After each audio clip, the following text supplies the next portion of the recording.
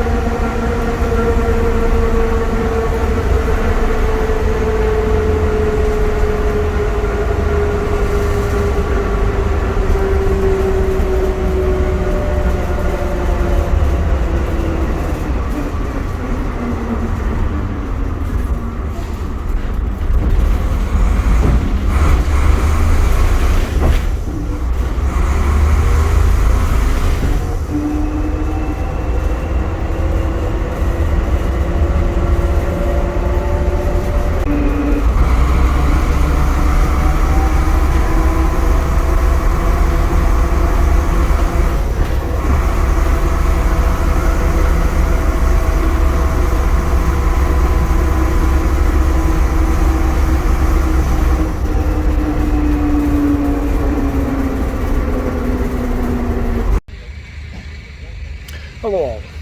Okay, so I'm at the Glamis Extravaganza motor show at Glamis Castle in Angus in Scotland. It's just north of Dundee.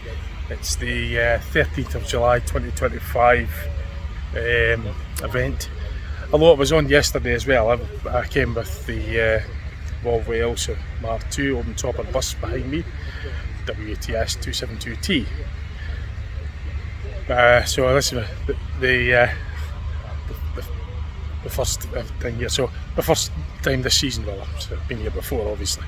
So I'm going to look around, take various footage throughout the day, photos and just video clips, show you what there is to see.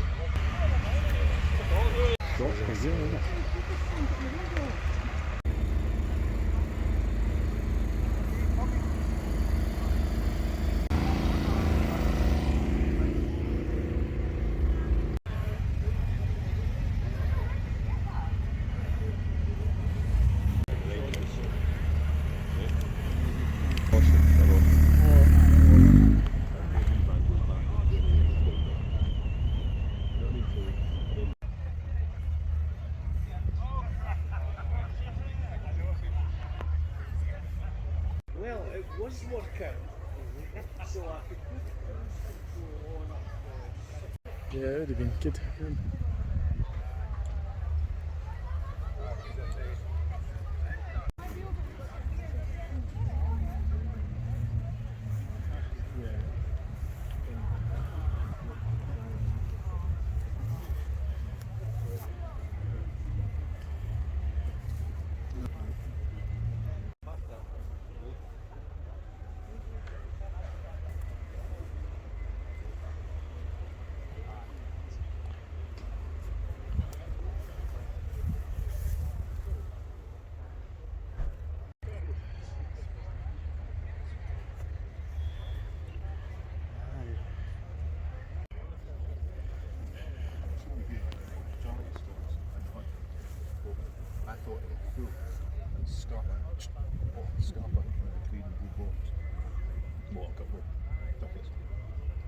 They just sort of take the cans of coke and these bottles and stuff.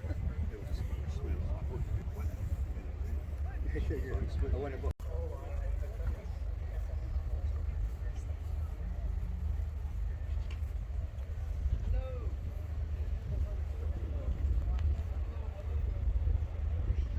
Oh yeah, well that'll certainly keep you very, very fit. Yeah, yeah. I mean, I've got a hike on, as I say, next Sunday, so yeah.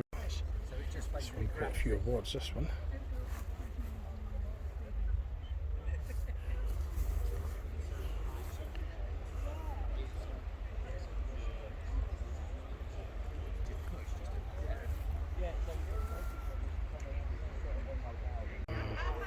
minutes, please. By the way, we'll come and have a look. No, it's not here. Oh, okay. We decided that since we were driving across country and across the west, Black one it as well.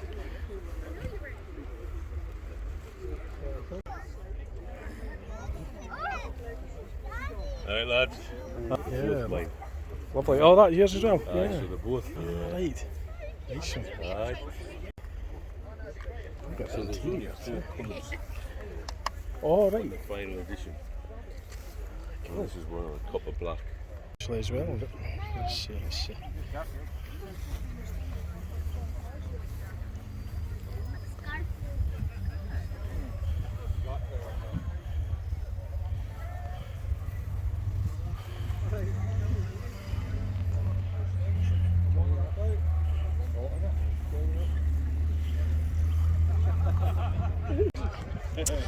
So I used to own a Mark III Astra like this. Mine was a 4-door version, a 1.4. It was grey coloured M-Reg. This is an L-Reg 1993 Mark III Astra.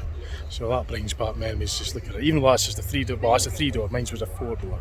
It still has a very much resemblance of the car that I used to own. One of them I used to own anyway. And it was bulletproof. It just kept going. Same engine, gearbox, clutch, and 750,000 miles on it. So, yeah, as soon as I saw that brought back memories.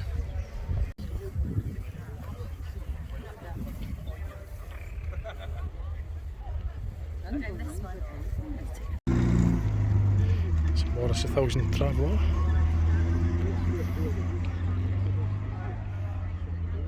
It's a Morris 1000 Traveller's engine, 1 litre, 1000cc. Hence the name Morris 1000. And it's a Traveller because it's got the estate wooden bodywork, whereas in contrast it's the Morris Minor, which is the saloon. As you can tell, it's totally different at the back, whereas the Traveller has the wood, and it's basically like the estate version.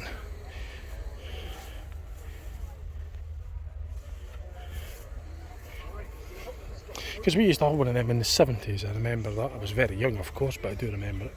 And then after that, we got an Austin Allegro, which I'm sure I'll see later on today. So yeah, the Morris 1000 Traveller. My dad had one during the 70s. Well, I mean, since I was born in 1975 right up till 1980, I remember the Morris 1000 Traveller right up till then. Because in 1980 summer, my dad got rid of the Morris 1000 Traveller and got an Austin Allegro 1500. And if I see one today, I'll get footage of it and show you what it was like. But when I saw the Traveller, I remember that from when I was very young in the late 70s. Yep, some memories here.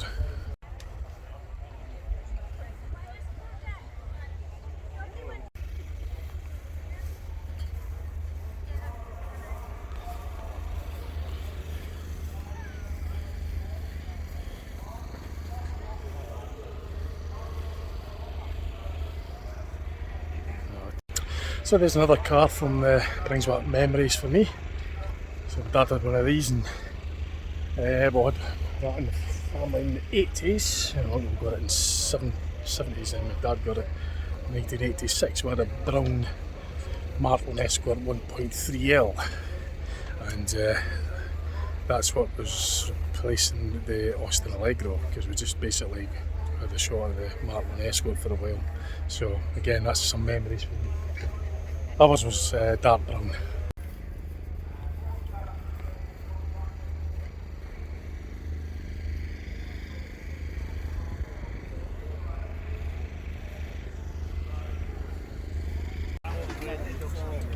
Properly coated, that's basically they're properly protected so that those are wearable, innit? You get caught in the rain, so you seal it to both ends and then you don't have any bottom.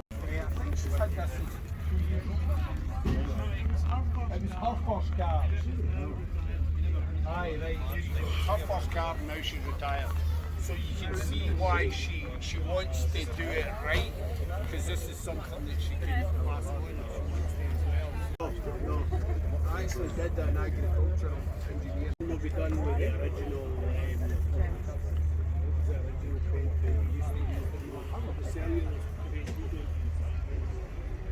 Unless somebody really wants to be allowed to, because somebody wanted to buy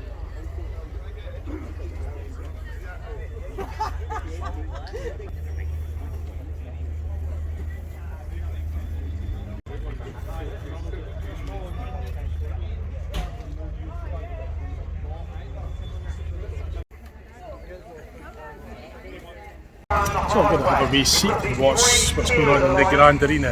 We get bent right all the way up the tiers. You're going to need your help for this one. So follow Aaron's lead. Get those hands clapping. Okay. Okay. Lining up there, making sure it's all good. Okay. This is going to be the first attempt. It might take a few. Let's see how we get on. Okay. Aaron, get those hands clapping. Here we go. Ben needs that noise to get to the top. Here we go. Okay. 3, 2, 1. Here we go. First attempt at the 3-step bending now, everyone. Oh, you're halfway. He needs more noise. Or we're going to go rapid. After he needs you guys to get behind it. All the way. Oh, no. Struggling. Foot down. Okay. We need to, once he's stabilised, we're going to get him up. Okay, so the guys are going to switch places. Ben will get you back down again. And let's down. Dropping back down, switching it up a little bit. Where are we going now? Riding it in reverse, all the way down, no problem whatsoever. What do you say? We want to get him. It's one of the muscle cars from America. And this one, obviously, the left hook had been an American car. Really weren't that many over in the UK. And then from the BMC stable, we have the little Morris 1000 built down in Abington and Oxford. And then we move on to the Rover, 3-4 Rover, followed by the Fiat 500, a little yellow car here, one of the things that is very, very popular, mass-produced cars.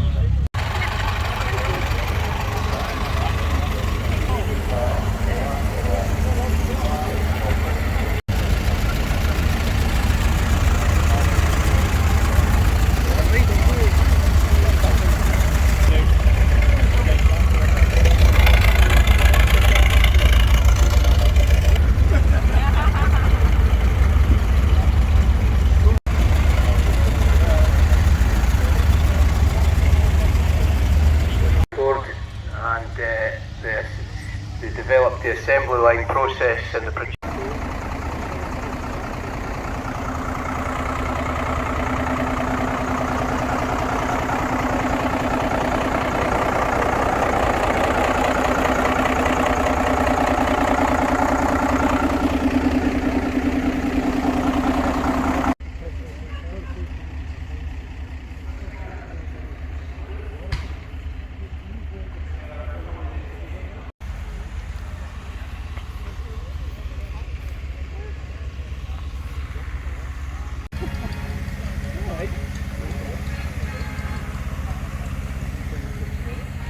Caribbean, one for this one, or something like that.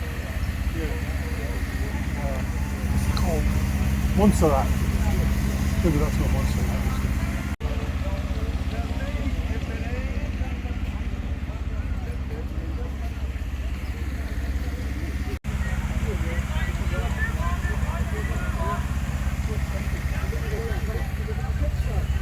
Yeah. Cool, of course. Yeah.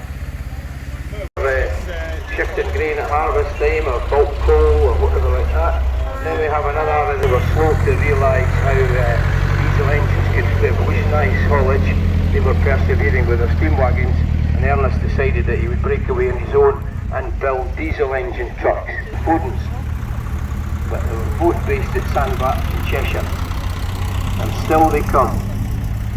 It's great when the weather's as dry as this and the ring as dry as this, we get a really good lineup of commercials. Here's another one coming in, another ERS coming in, this time an articulated low loader. One of the early low loader types, and it's a kick-out back axle, I think, this one. And it's not like the bigger tail low loaders we get today when you can fold the ramps down. Some of these early low loaders, you have to kick out the back axle and put the ramps down behind.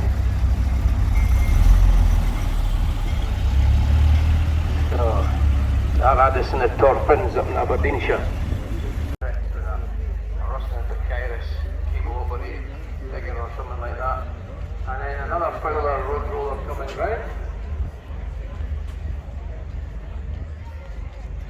Some water into the water jacket. It's actually very hot today, very warm. So I've got myself a cheeseburger out of the food thing there, just watching the wee bit what's going on in the centre arena. They're doing the displays of the vintage vehicles, and the steam rollers, steam engines and that. So it's an absolute scorch of the day. This is good weather.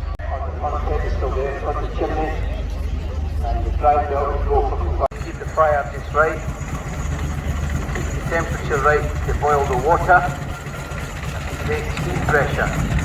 It's actually the steam that provides the propulsion. You'll see the motion here and some of these engines. Company that pioneered steam ploughing, so you could power a winch, it would pull a plough back and forward across the ground. Coming. Of course, when they started moving about the roads from about the 1840s onwards, then we had all sorts of different traffic accidents.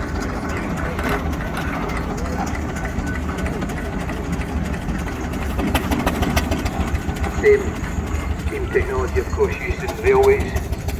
By the 1840s, really, the steam technology.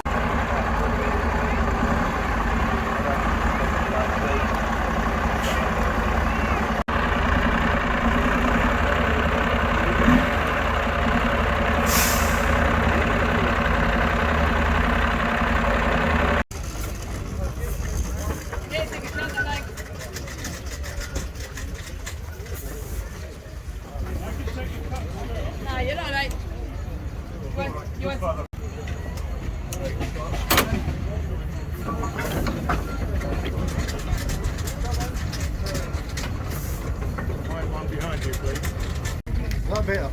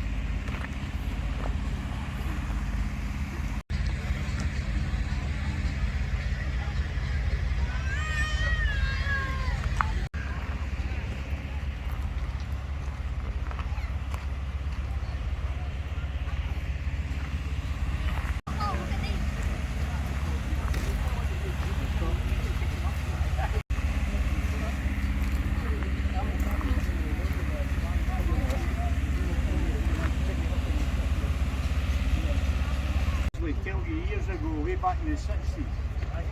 So Bridgie out.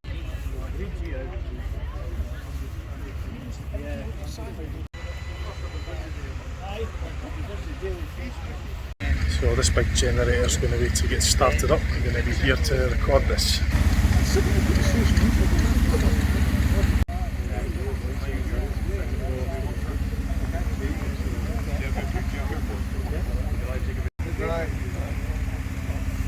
This is a Lister Blackstone. The model is an ER4. It was made 1958 and it was installed into an MOD listening station which is called PO Box 25. Now this place was used during the Cold War and they worked in conjunction with MOD sites across the country, and it was used as a backup power supply for running radio equipment, which is quite big. I don't know what kind of radio equipment they had, but it was power hungry. As for the engine, it's a 4-cylinder, diesel obviously. It's got 10-inch bores and is 50 litres in displacement. It's 200 horsepower at 750 revs a minute. So it's not the highest revving of the things. When I got it, it was seized, and to get it freed off, I put a bar in the holes on the flywheel and thumped it with a telehandler. And that got it to move.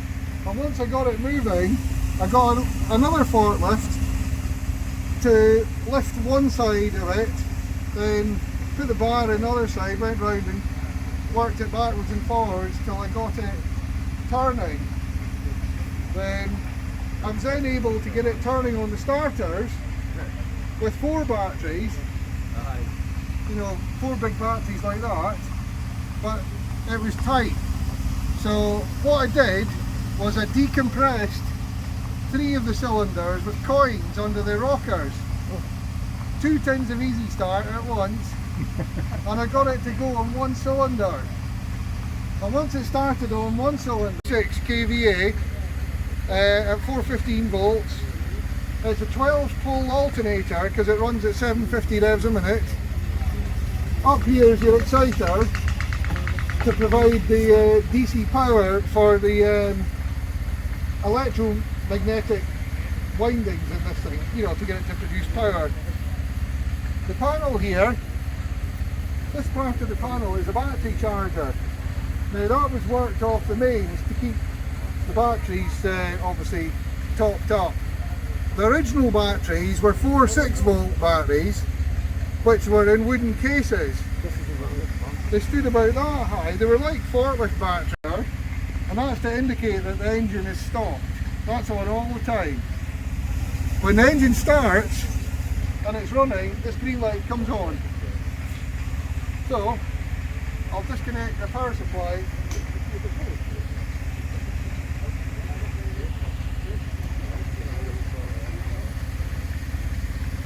Now you'll probably hear an electric oil pump on.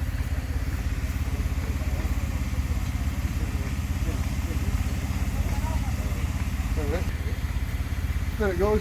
There's an electric oil pump on. You'll see this lever start to come down.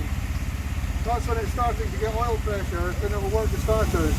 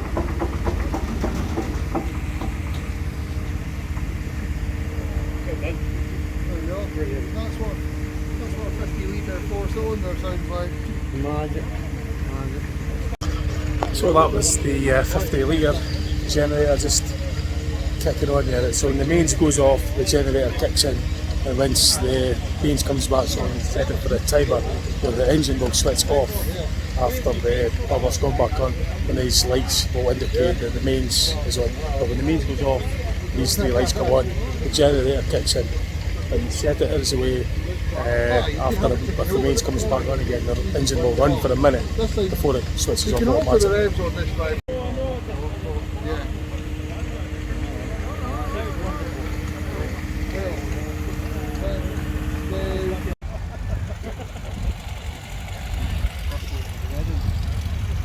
Mercedes-Benz Ford Capri.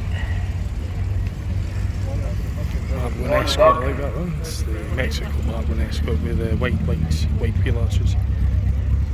Hillman. American tank.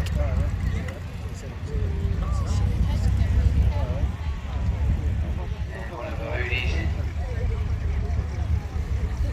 That's one of my favourite cars, the Capri Mark II. Hillman. I like these. Triumph 2000 TC. Nice. Local. I think they're C5 or something. All I'm not colour here. sure. Well, we'll get vintage at rallies now, so here's one of them coming just now. It's a wee Quattro, that's quite smart as well. I like that. Remember these from the 80s. Citroen BX. Rolls Royce coming in behind that. The Cavalier. Austin Allegro Princess Brandon Platt. The little Reliant Robin. Slightly smaller version of the XR3. Still finding space for them all. We're going to have a big parade here, a real popular era for cars. This, the younger people coming on with a bit of nostalgia of their own, but what they remember as youngsters. And we're going to have a very full ring once everybody gets squeezed in. Old Mustang. Not too sure what this one is. The new one on me. MGB follows on. Real big cross section. A lot of British makes for this period. One or two. Mark III Escort. XR3, I like that as well. Tiny machine. A big American car as well. Mark III Escort was my first car I had in 1995. It was an X-Reg.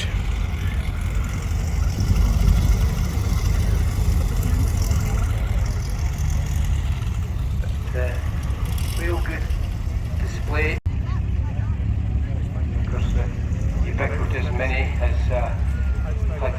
had many guises over the years, and it was in production for a very long time. Then put it off the road, restore it, and all done by myself and my dad. My dad painted it, and I drove mechanicals and rebuilt the car. Yeah. Credit to you, Steve. This is a Linwood.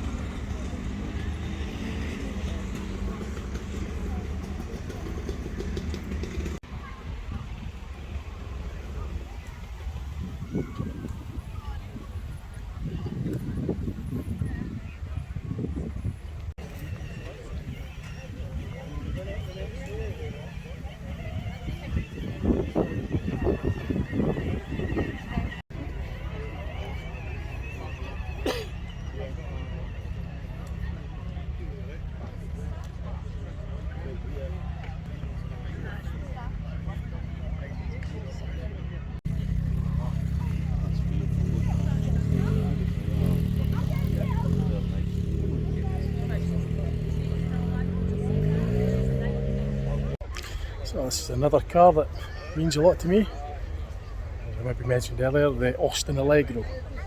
It's the same year as my dad's one, it's an N Reg. although it doesn't have the square steering wheel. This is the Van de Pla, I think. Oh, yeah, it is Van de Pla. It was with Dad's, it was a 1500 Super, I think. It had the Mark 1 steering wheel, which was a Quartic. This one's got the round one. It's an N Reg Van de Pla Allegro.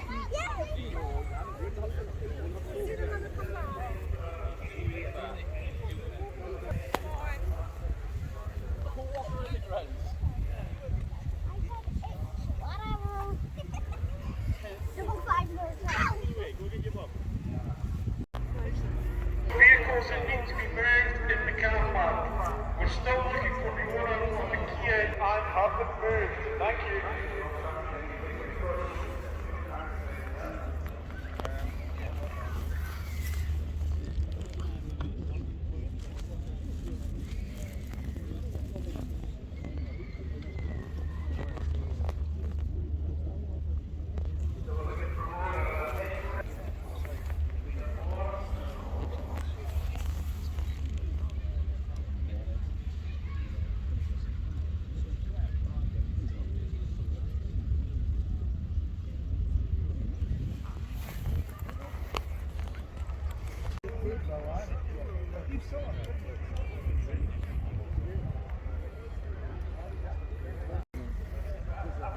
He's got a son now is near it. To the Subarus and Mitsubishis. They've got a... Yeah, no, lovely. Anyway, I better go and see how you're getting on. Nice to meet you. Thank you. See you again. Thank you, see you again.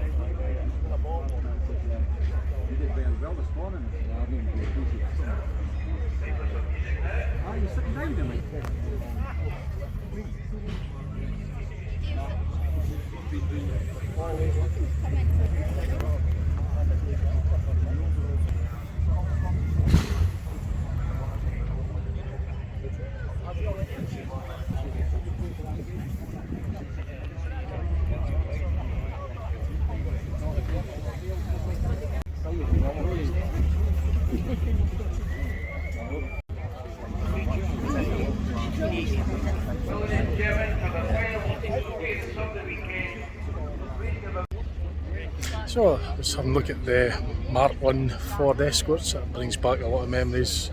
The one we had was a dark brown, an Kia Reg. It was a 1.3L 3-door. So yeah, it's good to see a Mark 1 Escort here. It's well presented, well looked after, that one. Nice.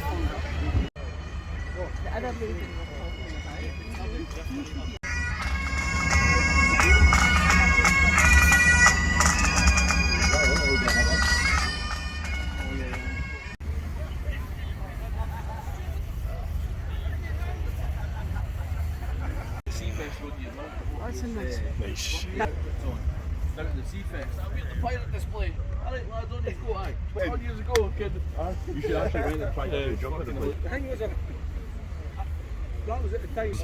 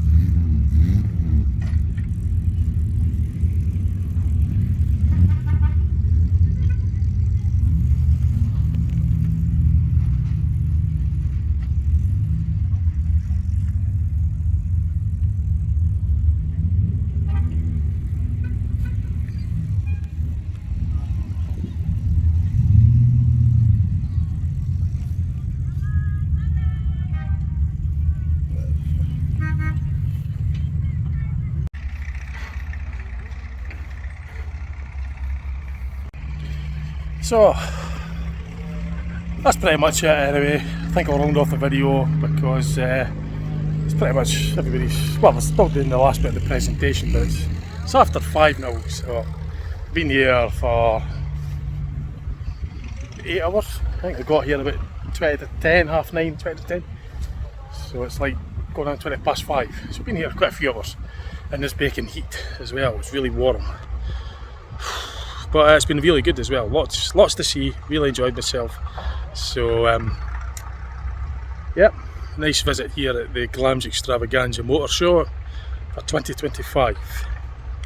So that's it. Anyway, hope you enjoyed the video. See what else put on my channel, and thanks for watching. Bye for now.